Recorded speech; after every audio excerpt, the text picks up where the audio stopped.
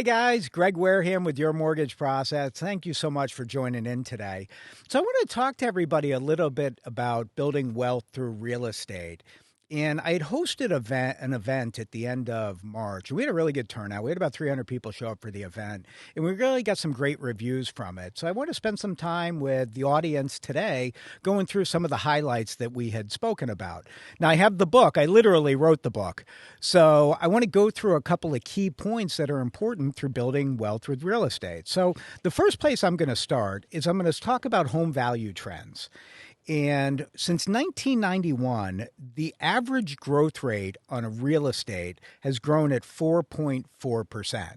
So that's year over year over year. And that's even factoring in some of the dips that we had over that course of time.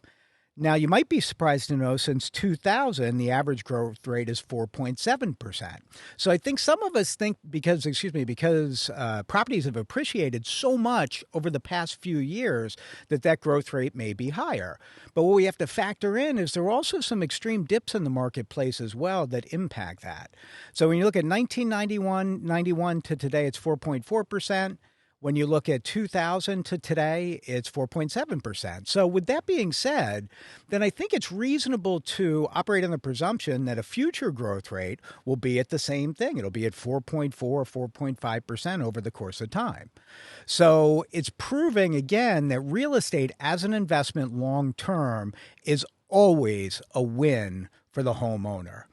So the next thing I wanted to talk about, or that we went through in detail, were interest rate trends. So, drum roll for this one. The average interest rate since 1971 through 2023 is 7.75%. That's 7.75% since 1971. So when you start to break things down in detail and you group things into 15-year increments, you see from like 1975 through the late 80s, your average interest rate was double digits. When you get into the 90s to about 2005, 2006, interest rates were averaging 7 to 8%.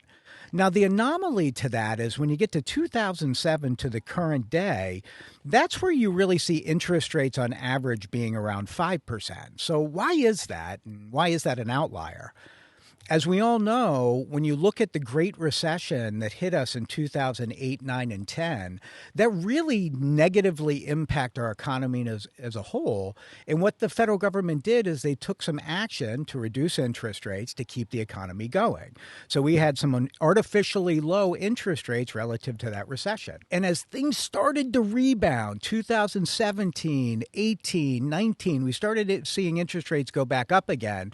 And then what hit? COVID, a global pandemic that shut down the whole world. And as a result of that, we saw interest rates drop into the high 2s or into the 3s for an extended period of time. Now, since we've come out of that, as we all know, interest rates have started to come back up again in order to get back to their normal trend that you would expect. Now, whether or not the Federal Reserve should have increased interest rates over the past year as much as they have, I guess that's up for debate. I think we all know at this time it was a hedge to kind of offset inflation. I'm not going to get anything political, but when you look at where interest rates are today, it's about average as to what you would expect over the long term. So the next thing that I wanted to go through is principal and interest payments. And this is really interesting. So when we look at the year 2000, the average value of a home was $155,000, and the average interest rate was 8%. And that gave a monthly principal and interest payment of $1,142. In 2006, we saw a huge jump in the value of real estate. So values went from $155,000 to $325,000, but interest rates had come down a little, and that gave us a payment of $2,035 a month. All right, now we hit that recessionary area where we see the values come down on the properties, and we also see rates drop. So in 2012, the average value dropped to $260,000. Interest rates dropped to 3.66% on average, and it gave us a monthly payment of $1,190. And why I wanted to illustrate that for you is you look at that 12-year interval from 2000 to 2012, mortgage interest payments, they almost stayed the same, right? Because of the difference in values and the difference in the interest rates. Payment in 2000 is 1142. Payment in 2012 is 1190. So you didn't really see too much of a difference. As we've moved along and values have went up and interest rates have went up, currently we're looking at your average value of $425,000. Average interest rate's been hovering 6.75. We've seen them lower, we've seen them higher, and that gives us a monthly payment of $2,756. And kind of landing the plane on this, the increase in mortgage payments from 2000 to 2023, they've increased at 4.1% per year. So that's how much mortgage payments have increased over that course of time. Now, to go back to what I was just talking about a minute ago, what has housing risen by? And housing has risen by an average of closer to 4.5%. So we see mortgage payments going up at 4.1%. And we see housing going up at least 4.5% over that time since 2000. So the next question is, well, what's rental going up by? And I want you to ponder that one for a second. Mortgage payments are up 4.1%. Values are up 4.5%. How much are rental payments going up by? And the answer to the question is 6.2%. So the average cost of a rental is increasing more, or average cost of rental payment is increasing more than the average cost of a mortgage payment. So, and that's significant when you look at home ownership, because when you have home ownership and you've locked in that rate, you know that you're going to gain the appreciation over the course of time.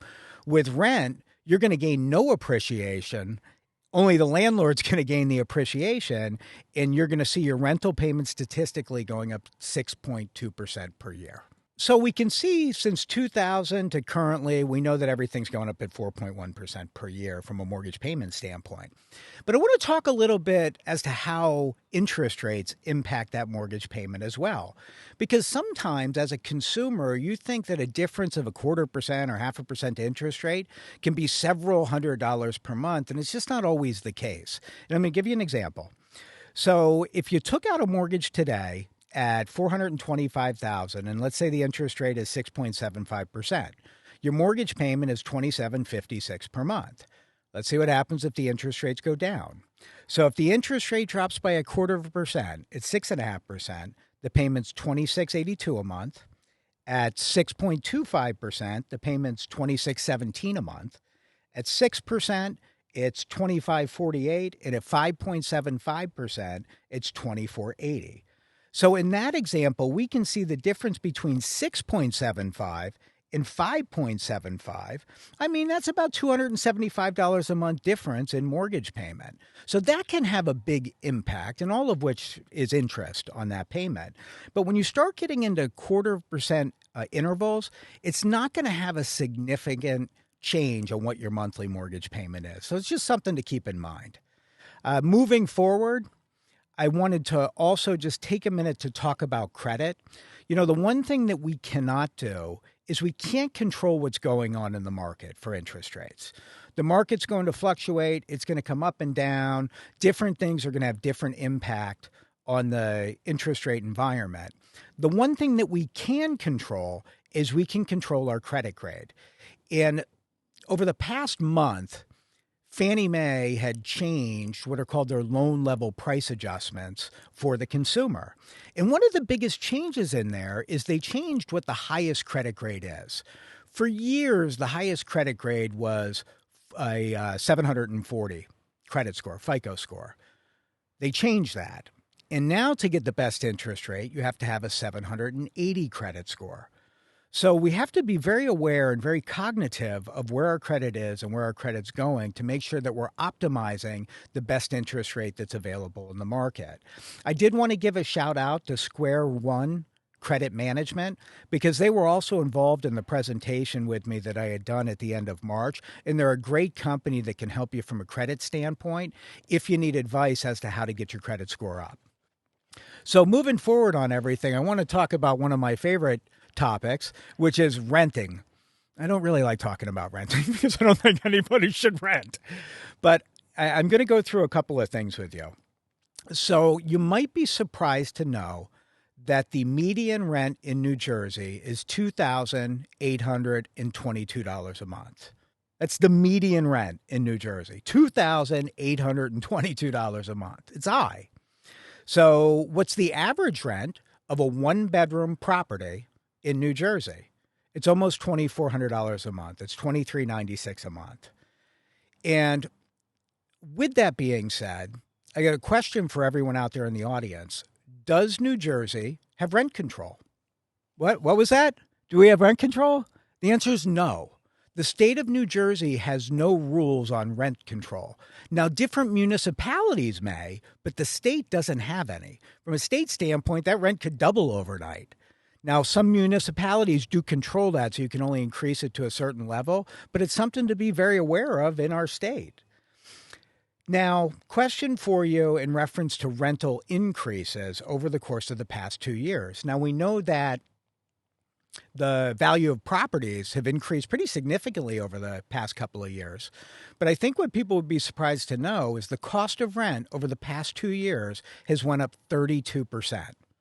32% for something you don't even own. You're basically leasing a property for you to live in, and you're gaining no equity. You're getting no advantages from a tax standpoint. 32% it went up. Now, I'm going to rewind the tape here to a great year, 2000, the millennium. In 2000, the median rent in the state of New Jersey was $751 a month. All right, so we got to hop in the Wayback Machine for a second. I'm going to rewind the tape to 2000. Now, in 2000, I was out of college for almost a decade at that point. I remember I was renting at the time. And you might be surprised to know that renting back then for an apartment, the median rent was $751 a month. $751 a month. And I got this vision of sitting around in my apartment and talking to people saying, hey, where do you think rents will be in 20 years from now? And I would never believe them that rents would have jumped up to $2,800 a month because it just sounds absolutely ridiculous. But it happened, and it will continue to happen. So as we talked about before, the average rent has increased at 6.2%. And mortgage payments have increased at 4.1%. And you really got to look at that and make the conclusion, what's the better deal for you? So kind of moving forward through the book. And then at the end, I'm going to tell you I can get a copy of my book. I want to take a look at a quick wealth building scenario for you. So here's scenario number one. So if we're paying $500,000 for a house and we're putting down $100,000, that means that we do a mortgage for $400,000. Say we did a 30-year fixed, and let's just say that the interest rate is 6.75%. That would give you a monthly principal and interest payment of $2,594 a month. Now, let's also operate in the presumption that property taxes are $9,000 a year, which they could be in New Jersey at $750 a month. Homeowners insurance is running about $1,500 a year or $125 a month. That gives you a total mortgage payment of $469 a month. Well, that's definitely higher than the $2,833 a month you'd pay for rent. But what I want to go through is the type of wealth that you can build over the course of time through owning the real estate. So after 10 years of being in that mortgage, even if you make no overpayments to principal, you would have reduced the amount that you owe on the property by $59,000. So you borrowed $400,000, now it's $59,000 less than you owe. That's equity, right? That's your money if you ever sell your house.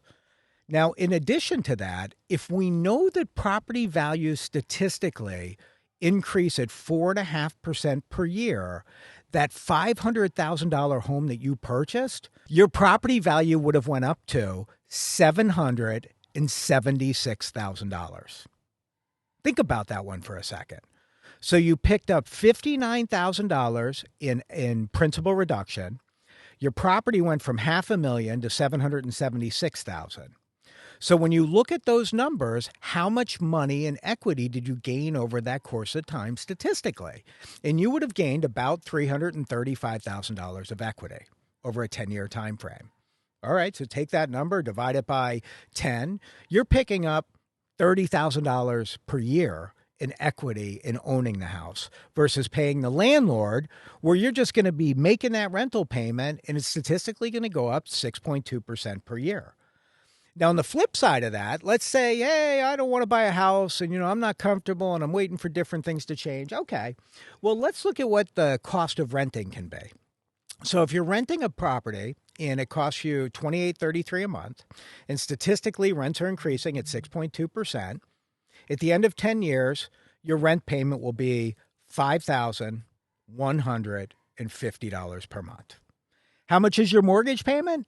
Well, your mortgage payment was $3,469 per month. Now, it was certainly higher in the short term as compared to the rent, but over the course of time, with rentals getting progressively more expensive, your payment on your house or your home that you're living in is going to be lower than what rent would be longer term, plus you're building the equity. And that's the importance of education. This could help. This helps you as the listener. If you're a real estate agent, it can help you with your buyers. It can help you with your sellers. If you're a mortgage person, understanding the math is critically important. And these are the types of conversations that I have on a regular basis with the consumer and with the business partners that I work with. Now, I want to fast forward over to another scenario, because this scenario was geared towards rental properties. So here's the scenario I'm going to give you. So let's say we're buying a rental property for $500,000 and we're putting down 25%. 25% is going to give you a slightly better interest rate than putting down 20%. So I'm going to use it for this illustration. And $125,000, you end up borrowing $375,000. Interest rates are higher on rental properties than they are on primary residences. So I'm going to use 7.5% for an interest rate. So your monthly principal and interest in that scenario would be $2,622 a month. Property taxes, still $9,000 a year, $750 a month. And let's say your homeowners is more expensive because you have a tenant in there. And I'm going to call it $2,400 a year, which is actually really aggressive. It's not going to be, shouldn't be quite that high. That gives you a total monthly payment of $2,572 a month. Now, let's say you can rent that property for essentially break even, right? You're renting it for $3,600 a month. So you're not making any money on a cash flow basis on a monthly basis. But what I want to illustrate to you is what you gain over the course of time. So as I had said before, if rents are increasing at 6.2% per year over the course of 10 years, that rent of $3,600 a month would now be $6,570 a month. I know it's hard to believe, but statistically, that's where it would be longer term. Now, after 10 years of paying that mortgage, you would have reduced your principal by $50,000, and it's going to be lower than the primary residence because the interest rates are higher. Property would have increased still by 4.5% per year, so that $500,000 house is still worth $776,000 longer term, and you would have gained a total of about $266,000 in equity over the course of that time. Now, I factored in there the cost to close on the loan as well, so we don't have any random variables in there. That's statistically the amount of money that you would have gained over the course of time. So then what you have to ask yourself is, my initial $125,000 investment that I made, what was the return on that to have earned $266,000 long term? And that's a great question for your financial advisor as well. Do the numbers work statistically? Or you can pick up the phone, you can call me, and we can go through those numbers in detail. So I hope that helps from a standpoint of understanding how real estate can be a great asset for you long term. I mean, one thing that's been clear to me over the course of time is every wealthy person that I meet has real estate, and they have a lot of real estate. Well, why? Because they understand the numbers and how that creates wealth over the course of time. The other thing that they understand are the tax advantages with owning real estate. When you look at your primary residence, up to a $750,000 mortgage, that interest is going to be tax deductible for you every year. Property taxes can be tax deductible for you. On a rental property, you're going to have deductions. Now, I'm not a CPA. You should reach out to your CPA or reach out to me. I can give you a referral for a CPA. But there are tremendous tax advantages associated with real estate. Well, why? Well, who writes the tax codes? Rich people write the tax codes, right? People in the government, they all have money. And these tax codes benefit people that own real estate, and they benefit the wealthy. So it's something to keep in mind when you're deciding whether or not you're going to purchase real estate. So I just want to sum a couple of things up with building wealth through real estate that can really help you and can help your clients that you're working with. One, we know that statistically, the value of real estate is going to go up about 4.5% per year. We know that from an equity standpoint, with the reduction in principal and the growth in value over the course of time, it's a win. You're going to make money. We know that there's tax advantages associated with owning real estate, whether or not it's your primary residence or it's an investment property. And those are things that should be communicated to your clients. If you have any questions or you want me to get involved in having any of these conversations, please reach out. So you can email me at greg@yourmortgageprocess.com, or you can pick up the phone and call me. Area code 385-519-HOME. So that's 385-519-HOME. But before we wrap up, I'm going to give you guys one more little bonus. Who wants to be a millionaire through saving money over the course of time? You want to know? Well, I have all the numbers. Pick up the phone and call me. I'll go through it with you in detail. So in addition to that, if you want a copy of this book that I had put together that breaks down these things in detail with different charts and graphs, again, just reach out to me. I can forward it over to you. And if you have any questions or you need anything from a mortgage standpoint, again, please don't hesitate to reach out to them. Okay, that's a tease. Thanks, guys. I look forward to catching up with you next week. We'll talk to you soon. Thank you for tuning in to this week's edition of Your Mortgage Process, hosted by Greg Wareham, produced by Greg Wareham and Nick Pavis at The Social Rift, and executively produced by The Social Rift. Thank you again for tuning in, and we look forward to catching up with you next week.